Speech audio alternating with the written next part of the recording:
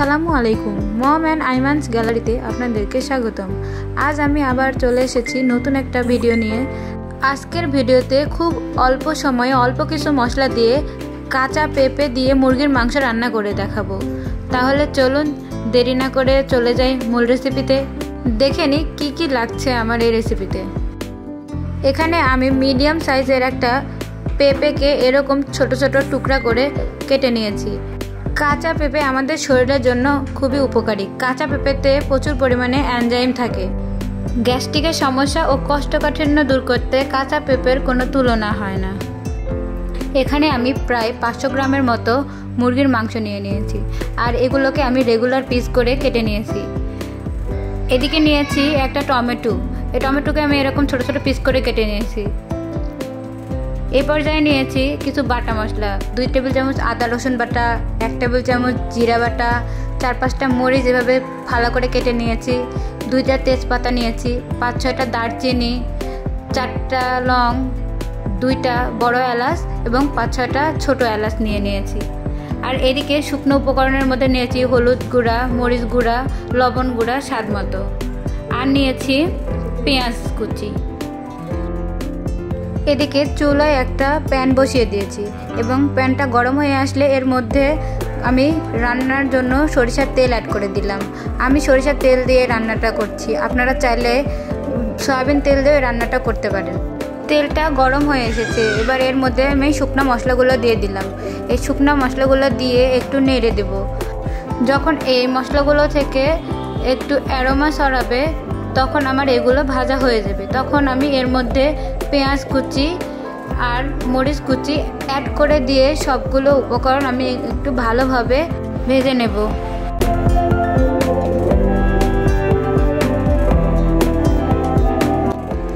আমার মশলাটা ভাজা হয়ে এসেছে। এখন আমি গুঁড়া মশলাগুলো সব একসাথে অ্যাড করে দেব, দিয়ে সামান্য একটু পানি যুক্ত করে একটু ভালোভাবে কষিয়ে নেব, যাতে মশলাটা পুড়ে তলে লেগে না যায়।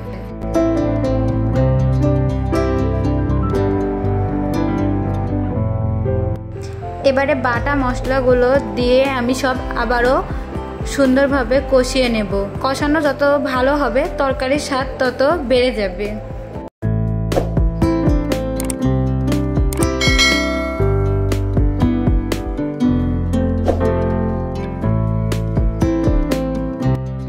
এবারে এই কেটে রাখা টমেটো কুচিগুলো এর মধ্যে দিয়ে আমি আবারও ভালোভাবে সবগুলো একসাথে কষিয়ে নেব।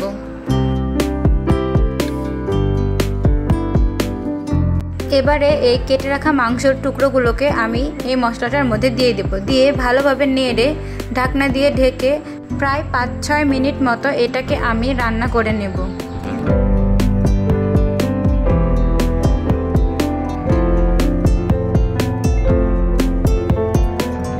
প্রায় 5 মিনিট পর দেখুন এই মাংস থেকে কতটা পানি ছেড়ে দিয়েছে। এবারে এটাকে একটু ভালোভাবে নেড়ে এর মধ্যে আমি কেটে রাখা পেঁপের টুকরোগুলোকে দিয়ে দেব, দিয়ে সবগুলো উপকরণ আবারও একসাথে খুব ভালোভাবে মিশিয়ে নেব এবং ঢাকনা দিয়ে ঢেকে আবারও এটাকে রান্না হতে দেব প্রায় 10 মিনিটের মতো।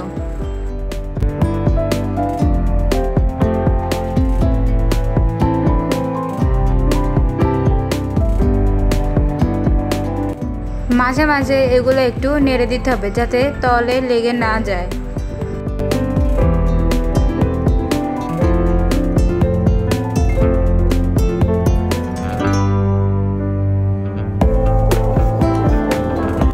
এ পর্যায়ে আমার মাংস এবং পেঁপেগুলো প্রায় সিদ্ধ হয়ে এসেছে।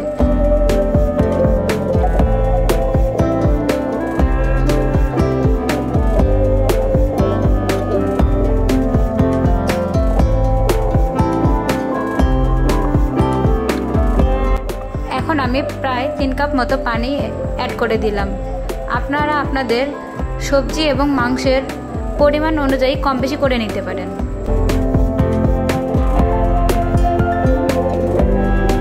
এই পর্যায়ে আমি ঢাকনা দিয়ে ঢেকে হাই হিটে রান্না করে নেব।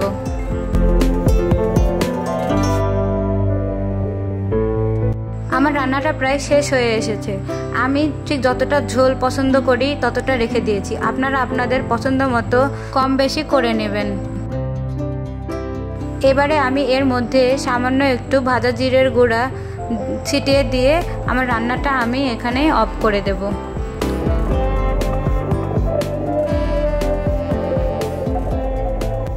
আজকের মতো এই পর্যন্তই। আমার ভিডিওটি ভালো লেগে থাকলে লাইক এবং কমেন্ট করে আমার পাশে থাকবেন এবং পরবর্তী ভিডিও দেখার জন্য আমন্ত্রণ জানিয়ে শেষ করছি। আল্লাহ হাফেজ।